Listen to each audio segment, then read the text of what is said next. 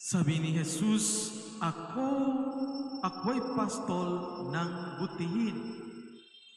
Kilala ko ng tupa aking, ako'y kilala nila rin. Yung ang tema kahapon, yung ang ebanghelyo natin kahapon, si Jesus ang mabuting pastol. Ngayong umaga nito, narinig natin mula sa ebanghelyo, sinabi ni Jesus na siya ang pintuan. Ang sinumang pumasok sa pamamagitan niya ay makaroon ng buhay na walang hanggan. Ang mga kapatid, ang buhay na walang hanggan ay isang estado ng buhay. Ito po ay isang lugar. Upang may makapasok sa lugar na iyon, kailangan nating dumaan sa pintuan. Si Jesus ang pintuan na iyon. Para sa mga hindi dumaan sa pintuan, sila ay mga magnanakaw. Sinabi ni Jesus, walang makapupunta sa Ama malibang sa pamamagitan niya. Si Jesus lamang ang makapagdadala sa ating sa Ama. Kung gusto nating makaroon ng buhay na walang hanggan, kailangan nating piliin si Jesus. Dahil ang pananampalataya lamang kay Jesus ang nagdadala sa ating sa buhay na walang hanggan. There is no other people. There is never be a person nangako sa ating nandadalahin niya tayo sa langit, kundi Jesus lamang.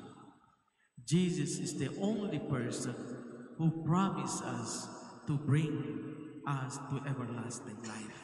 Walang ibang tao. Kaya nga mga kapatid, ang paniniwala kay Jesus ay nangangahulugan ng buhay. Ang hindi pagpapansin kay Jesus ay nangangahulugan ng ay patay. Piliin natin si Jesus. Siyang ang pintuan, siyang ang daan patungo sa langit. The one did not enter through the gate is outsider. Outside has no place in heaven. Ang hindi pumasok sa pintuan ay tagalabas. Ang tagalabas ay walang lugar sa langit.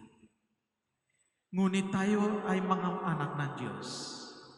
At alam nating ang tarangkahan, pinili nating dumaan sa pintuan iyon. Piliing ang Jesus o choose Jesus means life. Ignore Jesus means death.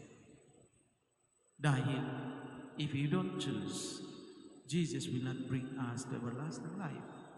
Dahil siya lang ang daan.